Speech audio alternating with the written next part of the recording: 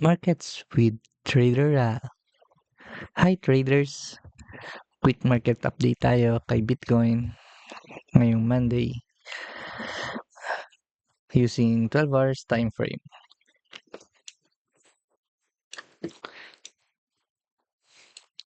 Last week, si Bitcoin na-reach niya na itong high na to. And then, sabi nga natin, possible area to bounce niya itong OB dito. 12 hours OB. Ayan. And then, itong part na to, nag-retrace na siya. Nabot na nga itong 50% yung discounted price natin, which magandang area to buy na rin. To buy for mga bulls. Pero sa ngayon, wala pa. Sa galaw niya ngayon, in control pa rin yung mga bears. Nakita nyo? Yung after ma-reach niya to, nasa natin itong retracement niya na to, wala pa ring shift na nangyayari sa part na yan. Kaya, para kung gusto niyo na may confirmation, dito using this high, ma-break itong high na to.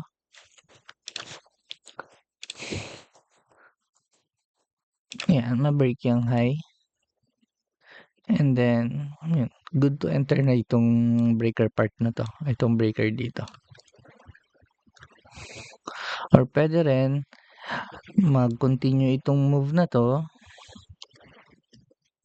going sa mas discounted pa sa mga OTE price dito sa 70.5. Then dyan siguro magkaroon ng market structure shift. Then entry, good to entry to, breaker dito, stop loss dito, target itong high na to, and then ito. Then sunod itong mga liquidity dito. Ayan, yan yung para sa mga bulls kung bullish ka kay Bitcoin.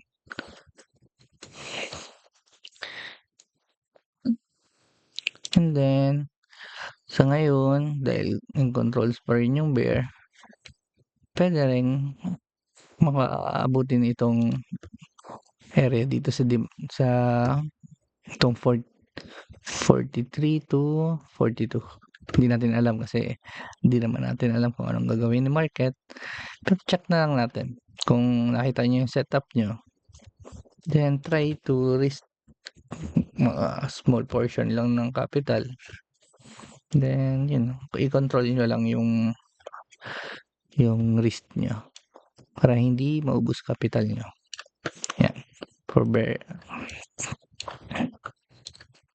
Kasi as of now, kasi kung titignan mo yung medyo i-zoom out natin, ano pa rin eh. Lower high, lower low, lower high, lower low. And then possible ito lower high. So long as hindi niya parang nababasag itong low dito, itong low. Pwede pang mag-continue yan si Bitcoin. Making this low and then higher high. Ditong part na to. Higher low. Then higher high and then go for bullish part. Yeah. Itong part kasi na to, nakikita nyo yan. Yung ranging siya, kaso diagonal yan siya. Ranging siya sa part na yan, pero diagonal. Where medyo equal yung sellers, may buyers dito. Medyo equal yung volume nila. And then yung part ng retracement na yan, kung bullish ka, itong move na yan, medyo mahina yan. Parang flag pattern siya, di ba? Kung titingnan. Ito yung pole, and then ito yung plug. Then yung kung nagte-trade ka as price action, once break dito, yun na, another move up. Wait lang natin kung anong gagawin ni Bitcoin. Kasi kung ako magiging bullish dito sa part na to, wait ko itong high na to ma-break, then entry ako dito sa breaker. Stop loss itong part na to. Pwede rin kasi gawin ni Bitcoin, mag-continue pa siya mag-go down, i-run niya lang itong low na yan dyan, and then yan, part yung nag-run ulit, and then ma-break to, magkaroon ng shift. Good to enter yung breaker part, target mo itong area na to. Yan, para sa mga pang long term. May mga liquidity pa kasi dito eh. Ito yung mainit sa mata ng mga bulls, tsaka itong range high na to, itong last all time high natin. Tagal ng ranging natin, simula March yun. Asahan natin itong sweep na to, ito yung magdadala para mag bullish na tayo. Okay, ayan yung para sa mga spot bags. Kung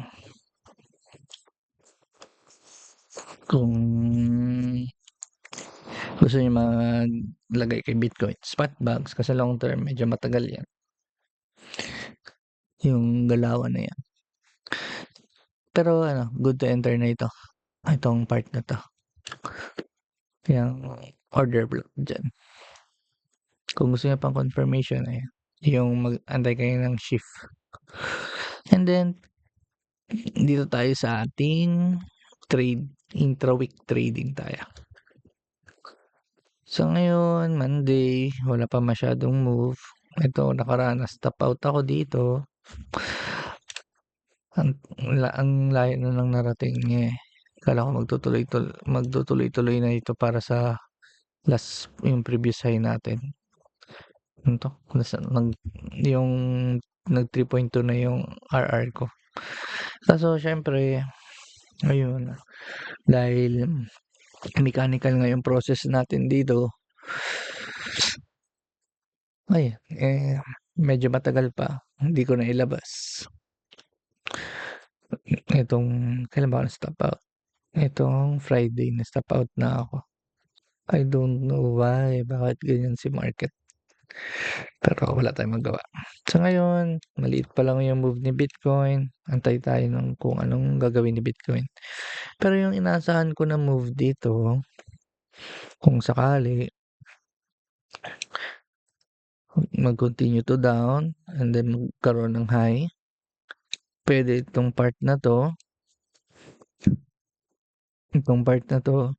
mag-grant siya ng liquidity, yung mga stop loss, and then magkaroon ng shift. Then entry ako dito sa breaker. Stop loss dito. Target ako ng previous week high. Yan. Yan yung part. Pero kung sakaling sa short naman, kung magsi-short, kung ito magtuloy-tuloy yung ganyan, and then hindi pa naabot to, kahit maabot yan, tatargetin ko to. Itong low. Ganun pa rin yung setup. Yung inverse lang natin. Magkaroon tayo ng ng stop loss dito, ng pag-take ng stop loss, then shift tayo. Entry tayo sa breaker. Stop loss dito. Entry dito. Yeah. Minimum tayo ng mga 1:1 R or 1:2. Basta 1:1, pinapasokan ko lang. Sayang yun eh. Sayang yung binigay na setup. Ay, siguro mga Wednesday magkaroon ng maganda-gandang price action dito para kay Bitcoin. And then dito naman sa Ethereum, ito medyo malinaw-linaw to kaysa Bitcoin. Itong Ethereum medyo malinaw-linaw. Antayin lang natin. Ito, pwede na dito. Itong low na 'to, sabihin natin kung ituloy-tuloy ni Bitcoin ni Ethereum yung pagtaas, antayin natin ma-break itong part na 'yan. Itong part na 'yan, antayin natin ma-break. 'Di ba nag-stop run na dito, antayin natin ma-break. Pag-break, pasok tayo sa breaker, and then stop dito sa area na 'yan. Then stop loss dito, target tayo ng high. Malaking RR din 'yan, 'di ba? Wait lang natin. Pero ang ginagamit ko talaga sa breaker, itong last candle high. Yan. Kasi 'di ba ito red na 'to, and then ito red na rin. Ito yung last candle high natin. Breaker 'yan. Kung sakaling mag-shift lang ha, kung sakaling mag-shift. Magtuloy-tuloy taas ng ganito, taas ma-break, close candle, above ng high na 'yan. Entry ako dito sa part na 'yan. Tapos ilang RR 'to? 6. Sa 6 'yan. Gandang RR na 'yan.